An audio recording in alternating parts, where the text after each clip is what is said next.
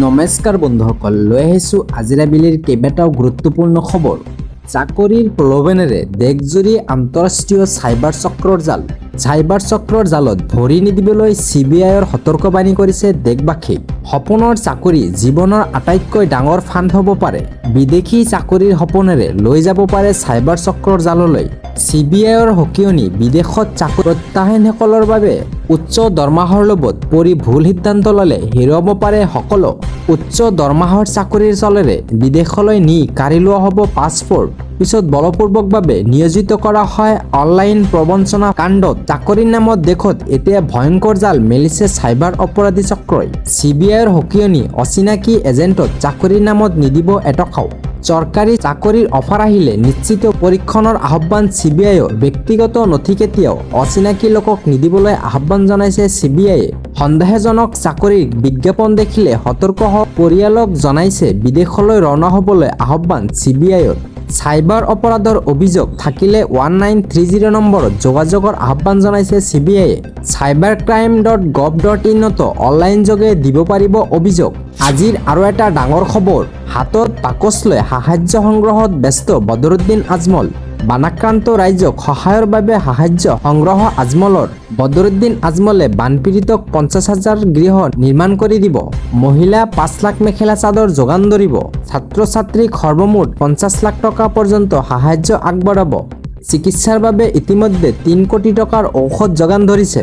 হিন্দু মুছলমান কৰি লৈ লাভ নাই, আমি সকলো মানুহৰ সন্তান।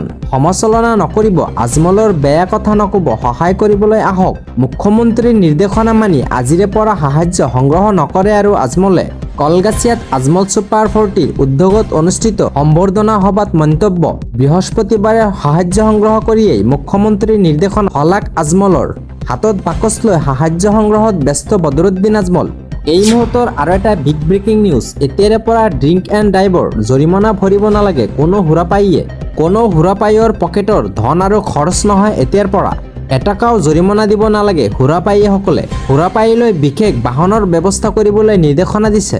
বাৰলৈ অহা গ্ৰাহকক কৃতপক্ষই দিব লাগিব পিকআপ আৰু ড্ৰপিং সুবিধা। গুৱাহাটী মহানগৰীৰ 247 বাৰ আৰু হোটেললৈ জাননী প্ৰশাসনৰ। কামৰূপ মহানগৰ জিলাৰ প্ৰশাসনে জাৰি কৰিলে কঠোৰ নিৰ্দেশনা উলংঘন কৰিলে শাস্তিৰ সন্মুখীন হ'ব বাৰ আৰু হোটেলৰ কৃতপক্ষ। মহানগৰীত বৃদ্ধি পোৱা পথ দুৰ্ঘটনাক লৈ এই পদক্ষেপ লৈছে জিলা প্ৰশাসনে। এতিয়াৰে পৰা ড্ৰিংক এণ্ড ড্ৰাইভৰ জৰিমনা ভৰিব নালাগে আৰু হুৰাপাইসকলে।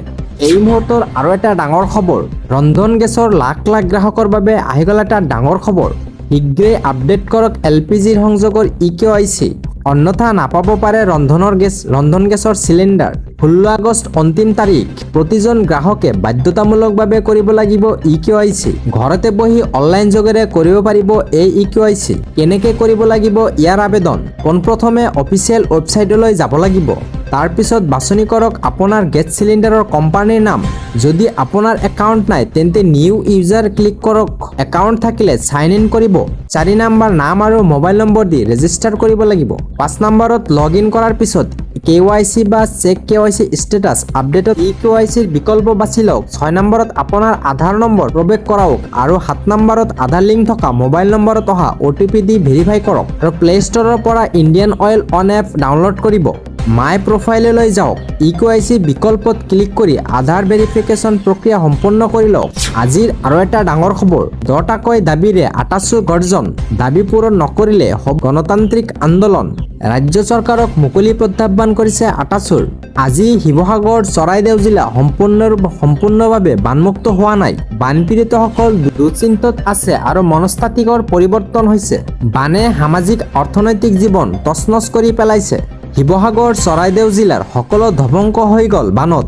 অসমত শীঘ্ৰেই কাৰ্যকৰী কৰক flood planning joining act. Sivasagar, চৰাইদেউৰ বাবে 10,000 কোটি টকাৰ পেকেজ ঘোষণা কৰক।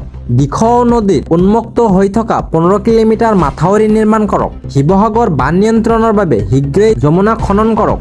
নগা পাহাৰত হৈ থকা কয়লা খনন সন্দৰ্ভত ত্ৰিপাক্ষিক আলোচনা কৰক। দিখৌ নদীৰ বক্ষ বৈজ্ঞানিকভাৱে খননৰ ব্যৱস্থা কৰক। এইসমূহ দাবী পূৰণ নকৰিলে হ'ব গণতান্ত্ৰিক আন্দোলন। 10 টাকৈ দাবীৰে 88 কৰিছে ডাঙৰ গৰ্জন।